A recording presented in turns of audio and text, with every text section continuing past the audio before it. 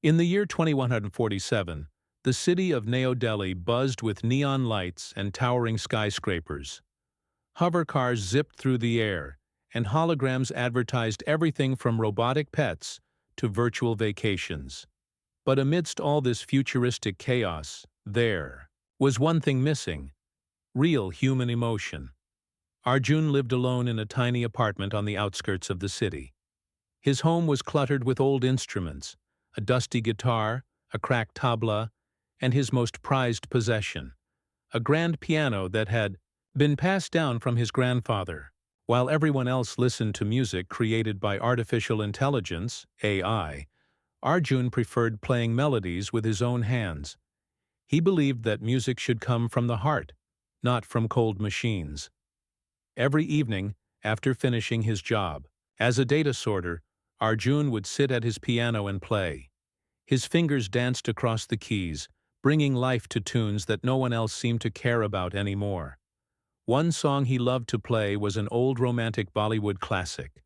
It reminded him of simpler times, when people laughed, cried, and fell in love without needing algorithms to tell them how to feel. One night, something unusual happened. As Arjun played the final notes of the song, he noticed a change outside his window. A group of strangers standing near the street lamp suddenly stopped talking. Their faces softened, and some even smiled, a rare sight in New Delhi. Another man wiped away tears, though he didn't seem sad. Instead, he looked peaceful, as if he'd remembered something long forgotten. Confused but intrigued, Arjun decided to test what he had just witnessed. The next evening, he opened his window wide and played again. This time, more people gathered below. Some leaned against walls, others sat on the curb, and a few closed their eyes as if lost in thought. For those few minutes, the noisy city felt quieter, almost magical. But not everyone appreciated Arjun's gift. In New Delhi, emotions were strictly regulated by the government. Machines monitored brainwaves to ensure citizens stayed calm and productive. Strong feelings like love or anger were considered dangerous because they could disrupt order. Playing music that stirred such emotions was illegal. It wasn't long before Arjun's nightly performances caught the attention of the authorities. Drones began hovering near his building, scanning for disturbances. Neighbors whispered warnings, telling him to stop before he got into trouble. But Arjun couldn't bring himself to quit. There was something powerful about seeing people reconnect with their humanity, even if only for a short while. One day, while walking home from work, Arjun saw a poster on the wall. It showed a picture of a piano with a red slash across it and read, "Unapproved art threatens society." Below the warning was a list of fines and punishments for breaking the law. Arjun sighed and tore the poster down, stuffing it into his pocket. He knew he was risking a lot by continuing to play, but deep inside, he felt a spark of hope. Maybe his music could remind people of who they truly were beneath the controlled facade. That night, as Arjun sat at his piano, he glanced out the window. Someone was watching him, a shadowy figure standing under the street lamp. For a moment, he froze, wondering if it was a government agent sent to arrest him. But then he shook off his fear and began to play. If this was going to be his last performance, he wanted it to be unforgettable. Little did Arjun know, the mysterious listener wasn't there to harm him. She was there to understand why his music made her heart beat faster, and why it made her want to cry. The next evening, Arjun hesitated before sitting at his piano. He kept glancing out the window, half expecting to see the shadowy figure again. But the street lamp below was empty, and the city seemed quieter than usual. Still, something about that mysterious listener lingered in his mind. Who was she? And why had she been watching him? As the sun dipped below the horizon, casting a golden glow over New Delhi, Arjun decided to play anyway. Music was his escape, his way of holding on to the humanity slipping away from the world. He placed his hands on the keys and began playing another old romantic song. The melody floated through the open window, filling the air with warmth and nostalgia. This time he didn't have to wait long. Within minutes, the same shadowy figure appeared under the street lamp. She stood still, her face partially hidden by a hood, listening intently. When the song ended, she didn't leave. Instead, she stepped closer to the building, looking up toward Arjun's window. Curiosity got the better of him. Arjun stopped playing and leaned out the window. "Who are you?" he called softly, unsure if she could even hear him. The woman hesitated for a moment, then pulled back her hood. Her name was Mira, and she looked younger than Arjun expected, perhaps in her late 20s. Her eyes were sharp but filled with a strange sadness, as though she carried a heavy burden. "I heard your music," she said simply, her voice calm yet tinged with emotion. "It made me feel things I haven't felt in years." Arjun frowned. "Feelings aren't supposed to happen anymore, not unless the machines allow it." Mira nodded. "That's why I'm here. I work for the government. My job is to monitor anomalies, anything that disrupts emotional regulation. And your music—" She paused, searching for the right words. "Your music is an anomaly." For a moment, Arjun thought she had come to arrest him. His heart raced, and he instinctively moved away from the window, but Mira held up her hand. "Wait, I'm not here to stop you. I came because I wanted to understand." Her honesty surprised him. Most people in New Delhi avoided anything that stirred emotions. They feared being labeled troublemakers or worse. Yet here was someone who not only admitted to feeling something, but also sought answers. "Why do you care?" Arjun asked cautiously. Mira sighed and glanced around as if checking for eavesdroppers. Then she whispered, "Because your music reminds me of who I used to be. Before the machines took over, I loved art, poetry, and songs like these.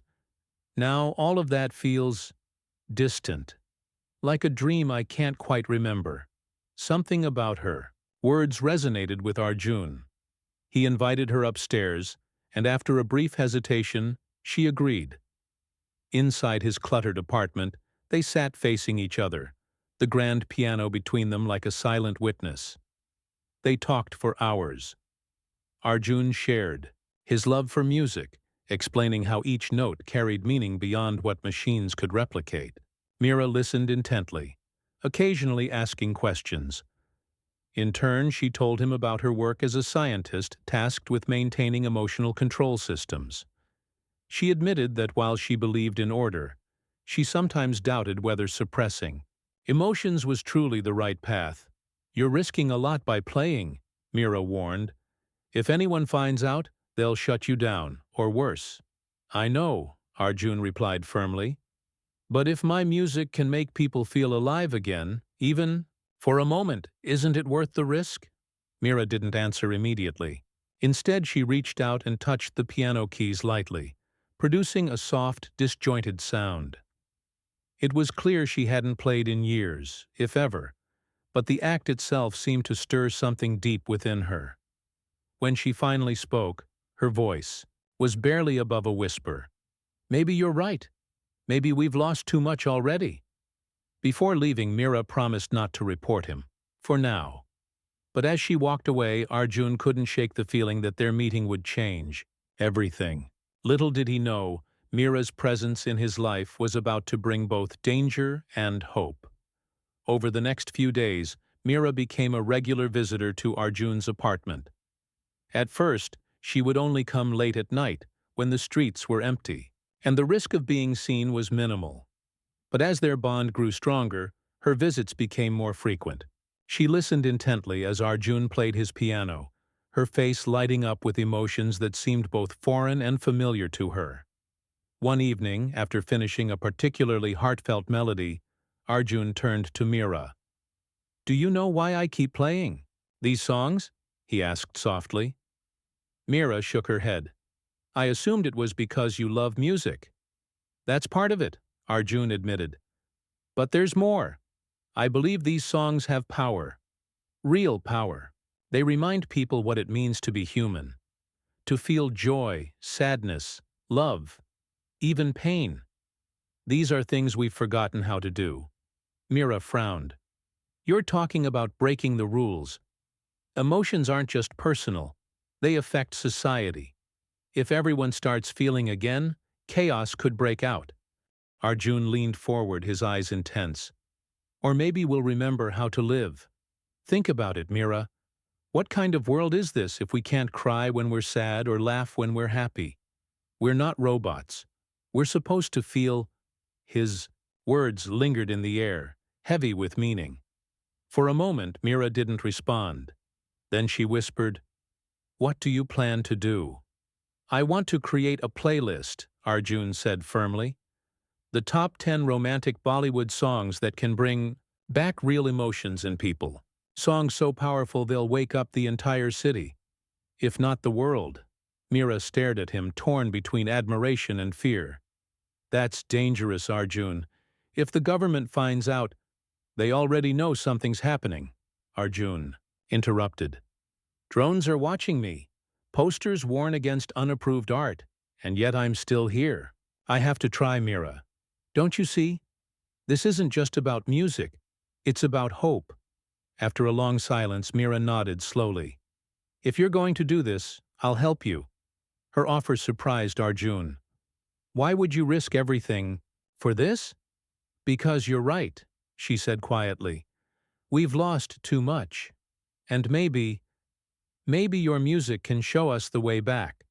Together they began working on the playlist. Arjun spent hours selecting songs from old recordings, choosing ones that carried deep emotional resonance. Mira used her knowledge of science to analyze the melodies, studying how certain notes and rhythms triggered specific feelings. They worked late into the night, fueled by coffee and determination. As they experimented, strange things started happening. Neighbors who had once ignored Arjun's music now gathered outside his window every evening. Some brought chairs, others sat on the ground, and a few even danced shyly to the tunes. Word spread quickly through whispers and secret messages. People came from all corners of New Delhi, risking punishment just to hear Arjun play. But their growing audience also attracted unwanted attention. One night, as Arjun played a hauntingly beautiful melody, a drone hovered closer than usual. Its red light blinked ominously, scanning the crowd below. Mira froze, panic rising in her chest.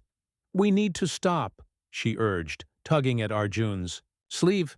"No," Arjun replied calmly. "Not tonight. Let them listen." The drone lingered for a while, then flew away. But both Arjun and Mira knew it wouldn't be the last time they were watched. Later that night, as they cleaned up, Mira looked at Arjun with a mixture of fear and admiration. "This playlist, it's going to change everything. For better or worse," Arjun added. Neither of them realized just how true those words would become. The power of Arjun's music continued to spread like wildfire. Every evening, more people gathered outside his apartment, drawn by the melodies that stirred their hearts and awakened emotions they hadn't felt in years. Strangers hugged each other, couples held hands, and some even cried openly, something unheard of in New Delhi for decades. For those few precious hours, the city transformed into a place where humanity thrived once again. But the government wasn't blind to what was happening. Reports flooded in about unusual gatherings near Arjun's building. Surveillance drones became a constant presence, buzzing overhead like mechanical vultures. Officers patrolled the streets, questioning anyone who lingered too long under the street lamp. Yet despite the growing danger, people kept coming back. They couldn't stay away. Not when Arjun's music made them feel alive. One night, as Arjun played one of the songs from his forbidden playlist, Mira stood beside him, her face tense with worry. She glanced out the window frequently, watching the crowd grow larger than ever before. "This is getting out of control," she whispered urgently. "If we don't stop now, they'll arrest you and everyone here." Arjun didn't look up from the piano. His fingers moved gracefully across the keys, filling the room with a bittersweet melody. "Do you think they'll stop listening if I do?" he asked softly. These people need this. They're remembering how to feel because of the music. How can I take that away from them? Mira clenched her fists, torn between her loyalty to the government and her growing feelings for Arjun. She had always believed in maintaining order, but now she wasn't so sure. Seeing the joy on people's faces, hearing their laughter and tears, it made her question everything she'd ever known.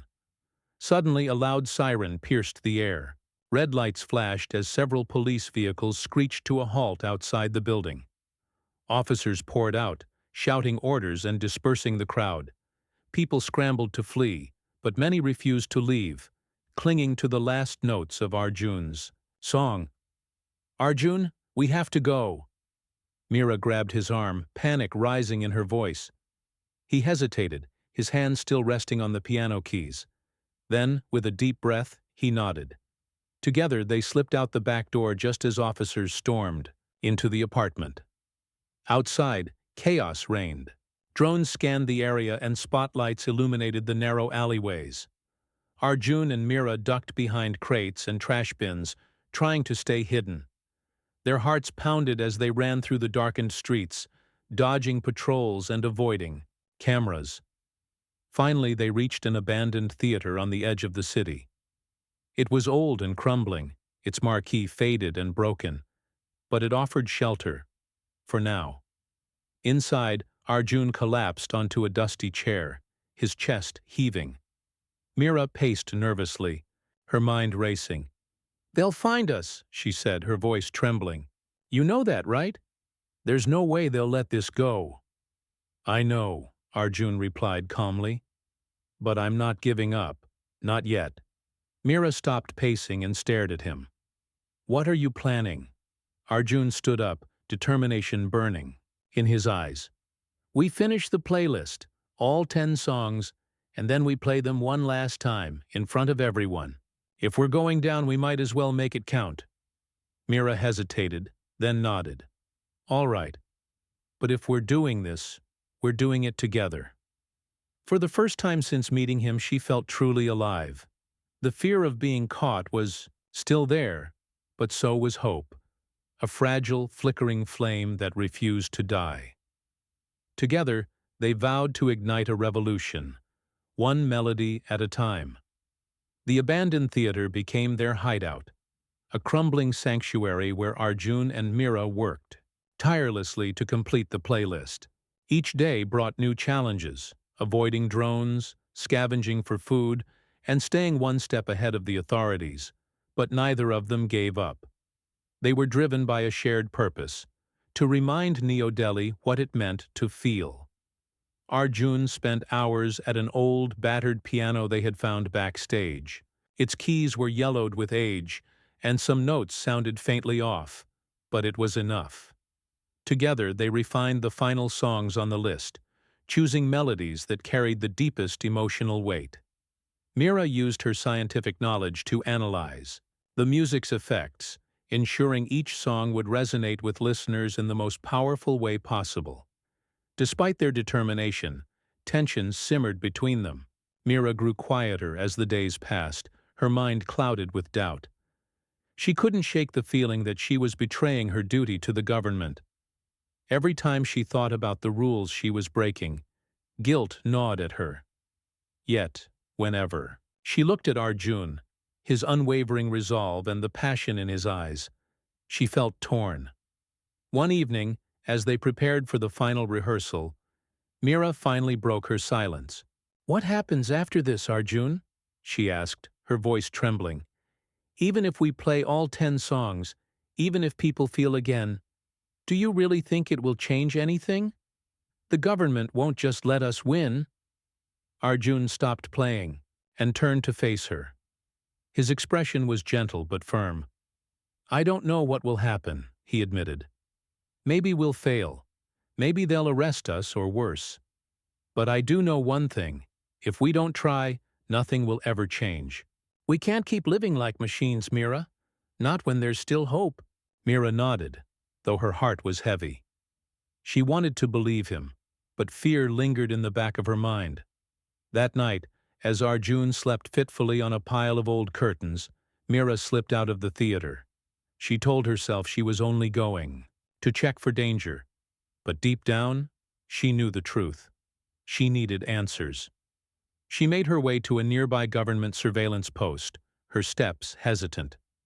When she arrived, two agents greeted her coldly.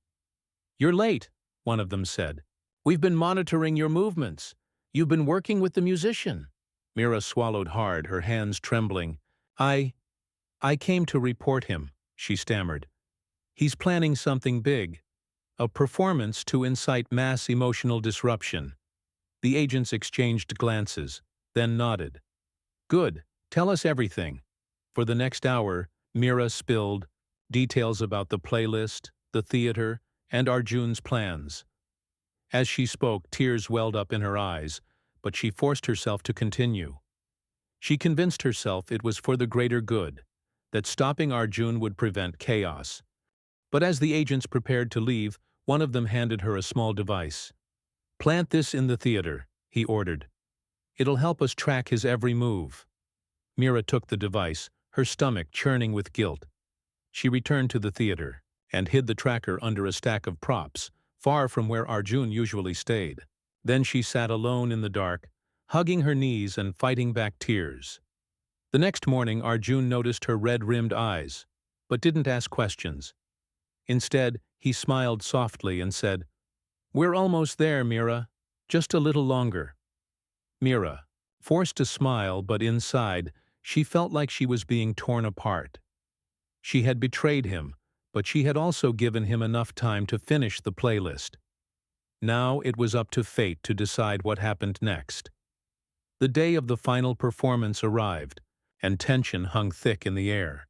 Arjun woke early, his hands trembling as he prepared the piano.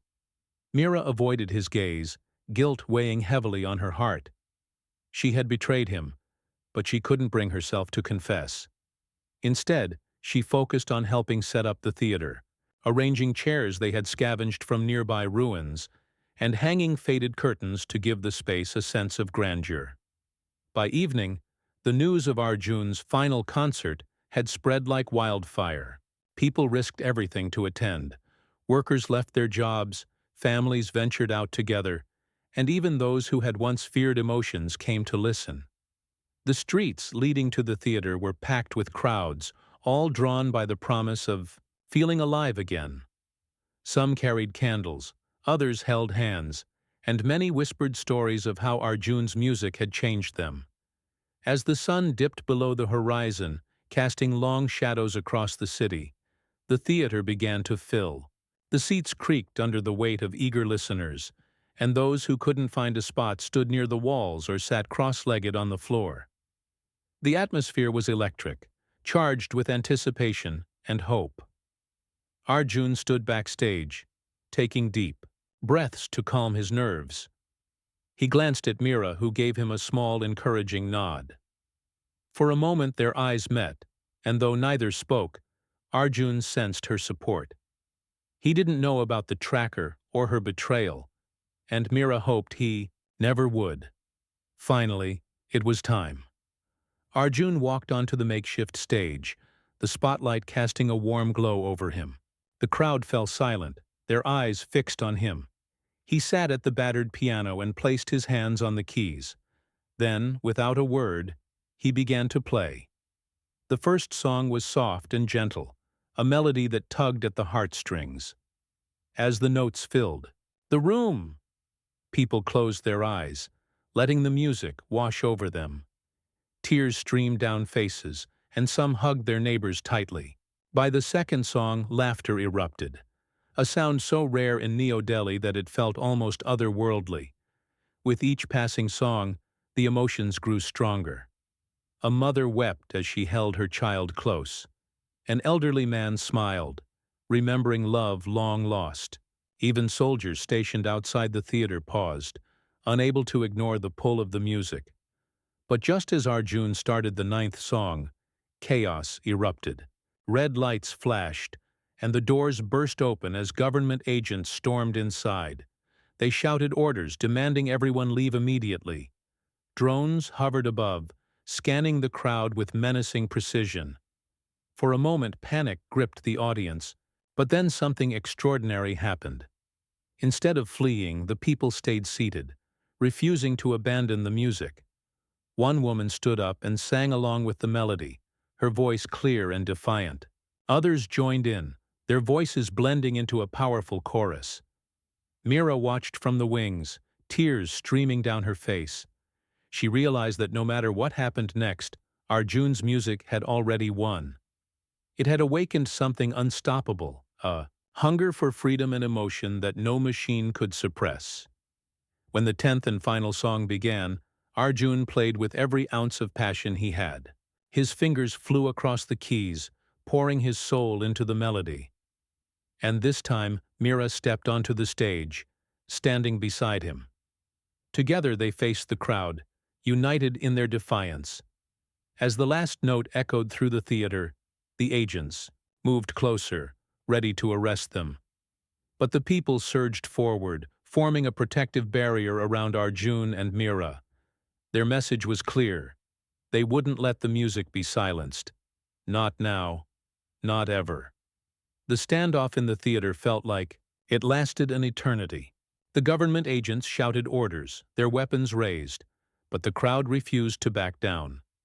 Men, women, and even children stood shoulder to shoulder, forming a human shield around Arjun and Mira. Their faces were filled with determination, their voices chanting softly. Words of hope, love, and resistance. For the first time in years, the people of New Delhi weren't afraid. They had rediscovered their humanity, and they weren't going to let anyone take it away from them. Not the machines, not the government, and certainly not fear itself. Mira gripped Arjun's hand tightly, her heart pounding. She had betrayed him, yet here she was, standing beside him as the world changed around them. "I'm sorry," she whispered, tears streaming down her face. "I didn't mean for this to happen." Arjun looked at her, his expression calm but firm. "You're here now," he said simply. "That's what matters." The agents hesitated, unsure how to handle the situation. Arresting two people was one thing, but facing an entire crowd willing to fight for their freedom was another.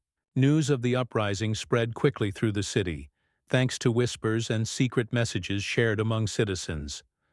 More people began gathering outside the theater, holding candles and singing songs. The movement grew stronger by the minute. Finally, after what felt like hours, the head agent lowered his weapon. "This isn't over," he growled, glaring at Arjun and Mira before signaling his team to retreat. As the agents left, the crowd erupted into cheers. Strangers hugged each other, some cried openly and others danced in celebration. The air buzzed with life, a stark contrast to the cold, emotionless existence they had known before. But the victory came at a cost. The government wouldn't stay quiet forever. Knowing they couldn't stay in New Delhi any longer, Arjun and Mira decided it was time to leave. Together they packed their belongings, just a few clothes, Arjun's battered piano, and the sheet music of the forbidden playlist, and slipped out of the city under the cover of darkness. They traveled far, heading toward a remote village, nestled in the mountains. It was a place untouched by technology, where music still flowed freely and emotions weren't controlled by machines. When they arrived, the villagers welcomed them warmly, eager to hear stories of the rebellion that had sparked in New Delhi. In the weeks that followed, Arjun and Mira settled into their new home. Every evening, Arjun would play the piano, filling the valley with melodies that echoed across the hills. Mira sat beside him, humming along or simply listening, her heart finally at peace. Word of their journey spread beyond the village, inspiring others to resist the emotional control systems. In New Delhi, the revolution continued to grow. People organized secret concerts, shared old songs, and dared to feel again. Though the government tried to suppress the movement, it was too late. The spark had ignited a flame that couldn't be extinguished. One morning, as the sun rose over the mountains, Arjun and Mira sat together outside their small cottage. The air was crisp, and the sky glowed orange and pink. Arjun played a soft tune on the piano, while Mira rested her head on his shoulder. "We did it," she murmured, her voice barely above a whisper. Arjun smiled, his fingers dancing across the keys. "Not just us. Everyone who believes in feeling alive. They did it too." As the melody drifted through the valley, carried by the wind, they knew their fight wasn't truly over. But for now they had found a place where music could thrive, where emotions ran free, and where hope lived on, and that was enough.